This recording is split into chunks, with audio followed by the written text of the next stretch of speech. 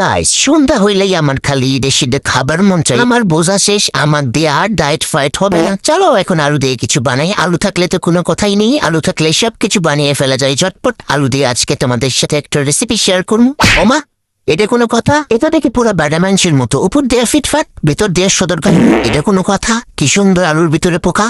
এই জন্যই আমি বটি দিয়ে কাটি, কারণ চাকু দিয়ে আমি কাটতে পারি না। একটু ভাব নিয়ে কাটতে যাই আমার এই অবস্থা হয়। আমি সুন্দর করে একদমই কাটতে পারি না, ভিতর দিয়ে নষ্ট হয়ে গেছে গা। এখন কি করবো? ওইটা কাইটা আমি ফেলে দিছি। তারপরে আমি এখন কুচি কুচি কুচি কুচি করে কাইটা নেবো। গাইস আমি কি বানাইতেছি তোমরা কি বুঝতেছো? আমি নিজেও জানি না কি বানাবো। প্রথমে ভাবছিলাম ফ্রেঞ্চ ফ্রাই বানাবো, তারপরে মনে হইলো যে না, অন্য কিছু বানাবো। তোমাদের সাথে নতুন নতুন রেসিপি শেয়ার করবো। চলো তো রেসিপিটা শুরু করা যাক। বলো তো আমি কি বানাচ্ছি গাইস? থাক, তোমাদের আর কষ্ট করে বলার দরকার নেই আমি কি বানাচ্ছি, তোমরা শুধু দেখো। এরপরে আমি কাঁচামরিচ আর পেঁয়াজ কুচি কুচি কুচি কুচি কুচি করে কাইটা লইমো একদম সুন্দর করে, যাতে একদম মিহি কুচি হয়। এরপর দিয়ে দিবো 1 কাপ ময়দা, তারপরে আরো একটু দিয়ে দিলাম, মানে ওই 1.5 কাপের মতো দিছি। এরপরে দিলাম একটু লবণ, তারপরে দিয়ে দিলাম কালো জিরা গাইস, আর তারপরে দিয়ে দিয়েছি সয়াবিনের তেল। এরপরে ঝাঁকানাকা কইরে আমি মাইখা লইমু। এই তো সুন্দর করে মাখা হয়ে গেছে। এরপরে দিয়ে দিলাম পানি। আর তোমরা কিন্তু আমার মতো বোকামি করবা না, যতটুকু পানি লাগবে ততটুকু দিবা। আমি আবার একবারে ঢাইলা দিছিলাম, পানিটা একদমই বেশি হয়ে গেছে।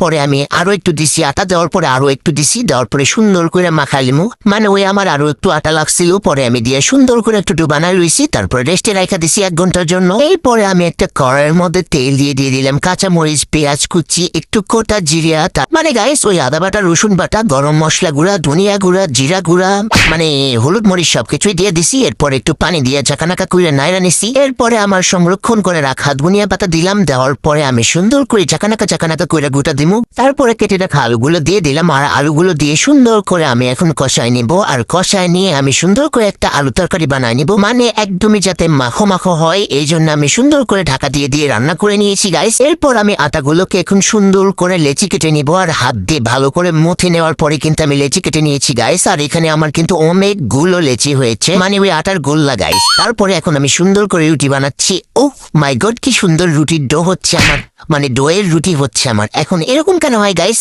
এই তো দেখি মানচিত্র মতো হয়ে গেছে। যদিও গাইস আমি অনেক সুন্দর রুটি বানাতে পারি, কিন্তু এরকম কেন হলো আমি জানি না।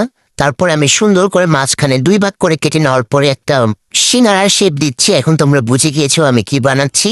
তারপরে সুন্দর করে আমি এখন সিঙ্গারা বানাচ্ছি গাইস। জীবনে প্রথম বানাচ্ছি, ভুল ত্রুটি হইলে তোমরা কিন্তু ক্ষমা দৃষ্টিতে দেখবা। তারপর আমি কিন্তু অনেক সুন্দর করে বানিয়েছি। জীবনের প্রথম আমার যে কি খুশি লাগতেছে গাইস, ও মাই গড, খুশি খেলায় আমার পুরো নাচতে ইচ্ছা করতেছে গাইস। এরপর আমি আরো একটা সিঙ্গারা বানানো তোমাদেরকে শিখাচ্ছি গাইস। দেখো কি সুন্দর করে আমি সিঙ্গারার ভাঁজটা দিলাম। যদিও আমার সিঙ্গারার ভাঁজটা ভালো হয় নাই, তারপর কিন্তু আমার অনেক খুশি লাগতেছে। এই যে দেখো, এক টুরিতে